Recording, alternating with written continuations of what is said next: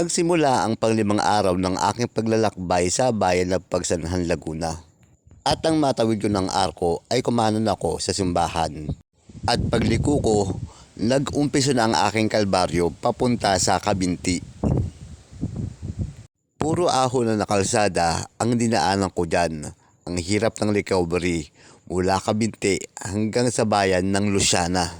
Pagkatapos ng halos 3 oras na pag-aahon ko sa bayan ng Kabinti at Luciana, sa wakas, nakarating rin ako sa sentrong bayan. Naging pantay na rin sa wakas ang simento.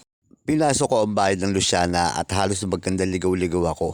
Sabi kasi ng mga taga Luciana, may shortcut na kalsada rito papunta sa Taytay Falls. Kaya sinunod ko naman. Kung saan ako dinala ng aking mga paa, ang bagsak ko sa may mayay. Kaya nung shortcut, nauwi sa longkat. Gustong gusto ko na talagang gumamit ng Waze kaso walang signal sa lugar na yan. Ang maganda lang sa kakahanap ko ng shortcut ay napapadpad ako sa magagandang view. Iba-ibang klase ng taniman ng mga gulay ang aking nadaanan. Hanggang sa marating ko na nga ang Barangay Gagalot kung saan nandyan ang Taytay Falls. Iba-ibang klase ng mamahaling puno ang makita nyo sa Taytay Falls. May nara, geho, dapdap, mahogany, ulabe at iba pa. Isa kasi ang Taytay Falls sa protected area ng Laguna na pinangangalagaan ng LGU.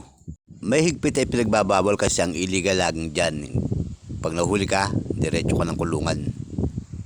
At kung pipitas ka naman ng bulaklak, siguraduhin mo may 500 pesos ka pambayad sa penalty na ginawa mo. Dahil kung wala kang pambayad sa pagnanakaw mo ng halaman dyan, community service sigurado ang abot mo. Kailangan nyo nga lang mag-iingat sa paghakbang-hakbang sa mga bato dyan dahil napakadulas, may mga lumot. May kasabihan nga, prevention is better than cure. Pagkatapos ng 10 minutong paglalakad, narinig ko na rin sa wakas ang lagaslas ng tubig na nagmumula sa talon. Magandang puntahan to ngayong summer kasi sa halagang 50 pesos. Want to sawa na kayo makakalangoy sa malinis at malamig na tubig na nagmumula sa bundok Banahaw. Kaya yung drawing yung outing, pwede lang makulayan dito.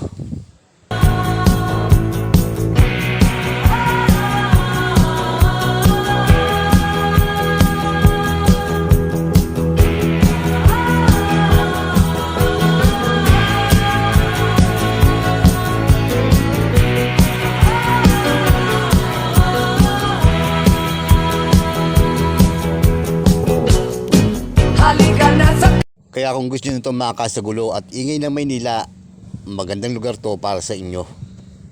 Alam ko na marami na sa inyo ang nakapunta sa lugar na to. Alam nyo naman ang tubig dito, di ba? Malamig. Para ka naligo sa istubig. Dito mo mararanasan ang magkaroon ng trauma sa sobrang lamig kasi nga nanunot talaga sa buto. Tsaka yung linis at linaw niya, kakaiba. Pwede kang manalamin. Magre-reflect talaga ang mukha mo sa tubig kapag nandiyan ka. Kaya sa mga nakapunta rito, patingin naman ang picture nyo ng talon ng Mahihay.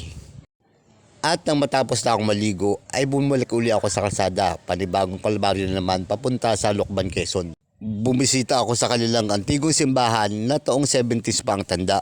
At pagkatapos ay dumiretso ako sa kamay ni Jesus. At dahil nga panahon ng Kwaresma, magandang pasyalan to para makapagnilay-nilay. Kung saan ang pagkatao ni Jesus ay nahirakan ng mga Hudyo sa pamumuno ng punong saserdote. 7 kilometro ang kanyang nilakad, pasan ang mabigat na krus sa kanyang balikat. Habang inahampas-hampas ng mga eskribano papunta sa bundok ng Golgota, ang lugar kung saan siya ibinayubay.